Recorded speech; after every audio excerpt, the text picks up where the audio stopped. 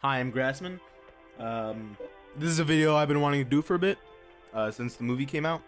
This is kind of a filler video in between bigger uploads like rap battles and other original content I have cooking up. So let's get to it. It's my top 7 things I want to see in the Five Nights at Freddy's 2 movie, in order.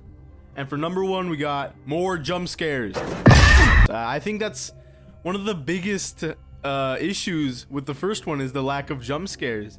And I know some people think, oh, jump scares are just cheap scares, man, you know? I mean, it's FNAF's whole identity, you know? It's the eerie atmosphere and the jump scares. And the movie only had like 2 jump scares and they were both balloon.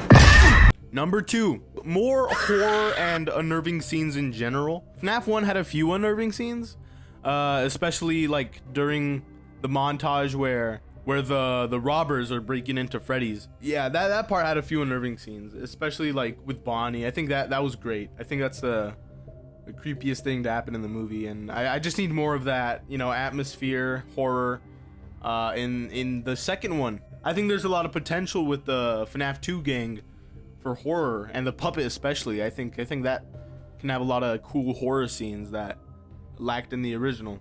Number 3, flashbacks. This is something I think everyone wanted in the first movie that we just didn't get, like, at all. And I think flashbacks, I think they're kind of like necessary to a FNAF movie. You know, you can't really tell the story without flashbacks. You can't really establish the pizzeria without seeing how it used to function, you know, in the 80s and stuff. I think the fact we didn't see that and all the flashbacks got cut from the first one is really sad. But I think the second one has a big potential for flashback scenes, you know, involving William Afton, and, you know, I hope we kind of get like the first 20 minutes of the movie be flashback and then the rest be fast forward. I think that would be really neat. Number 4, Henry Emily. I do think Henry's gonna be in it. I'm kind of like, I don't know if I want to say it like, oh yeah, Henry Emily's definitely gonna be in it, because it's really, you really can't tell, but I really hope he's in it. And I think it would only make sense to introduce him in the second one to add more, you know, just main characters to the story. And I don't think Jeremy's gonna be in it at all, like some people speculate. I heard that, like, oh, Jeremy's gonna be the main lead. That wouldn't make sense to me. It's not gonna be a prequel, so why not have Mike be your main lead? You know, we already connected with him and his story's not over yet, so Mike definitely gotta be the main lead there. But yeah, we gotta see Henry Emily. I think he could be a lot of cool exposition. He could, you know, he could tell us stuff, and it could like flash back to what he's telling us. And, you know, he knows William, you know, personally, you know, they were friends. And I think that could bring a lot of sick scenes in the movie, like a confrontation or something in the third one, between his old business partner. Number 5, Garrett full circle. That's just what I wrote. I want the Garrett plotline to come full circle in the second one. And I really do think he's gonna be the puppet. I think that's just obvious, you know, that it only makes sense, you know. Like, who else would it be? Like Charlie? Like, I don't think so. And plus, like, Garrett is kind of already the Charlie of the movie universe. I think that Mike's gonna have a confrontation with Garrett, you know, in the final few scenes of the movie, you know, in the climax. And, you know, it's gonna be like, brother, oh, and then, you know, they're gonna have a cool little reunion. I really want to see the Garrett storyline come full circle, because it didn't in the first one and it felt kind of weird, but I guess they were just setting it up for the second one. Number 6, Springtrap. Now, I don't want him to be the main villain of the second one, because I think, you know, handling the FNAF 2 animatronics and the Wizards and the, you know, Mangle, the puppet plus Springtrap, that's way too much in my opinion, unless, you know, you stretch the movie out to be very long, which is a possibility.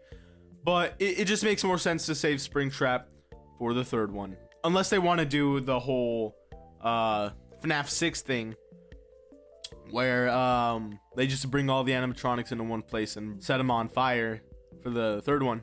So then we have the Springtrap confrontation in the second one, like we do in the novels. Now, that would be kind of cool. But personally, I just want to see a full Springtrap movie. So, you know, I'm waiting for the third one. But definitely an after credit scene or something with Springtrap in the back room, just rotting away, you know, after like a year or 2. And in last place, we have Gore.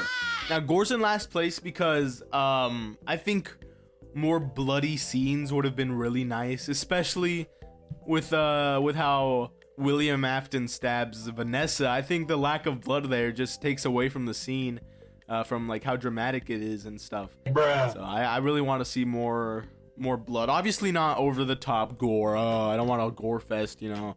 It's not a freaking Saw movie. But I do want to see a little more blood. I want to see a little more grittiness to it. More horror and more body horror, I think, would be really nice for a FNAF movie. Especially with Springtrap, I think that has a lot of body horror potential to it. Especially Mangle has a lot of horror potential like that, you know? That'd be really dope. So yeah, those are my top 7 things I want to see in the FNAF 2 movie. I think most of these are gonna happen.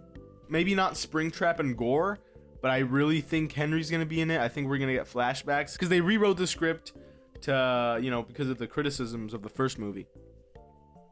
I really want them to keep that, you know, B-movie dialogue, you know, very cheesy dialogue feel to it, because I think that's just literally FNAF, you know. That really is FNAF core.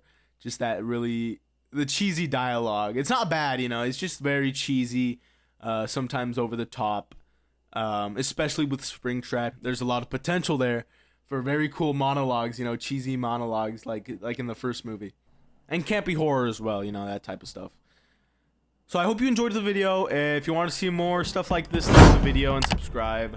I got 2 huge projects cooking up, set to release on August 8th. If you know, you know. So yeah, stay tuned. Have a nice day. Alright, so this is a very last minute edition of the video. And I am sick, which is why my voice sounds like this. But look, Mangle, it's Mangle.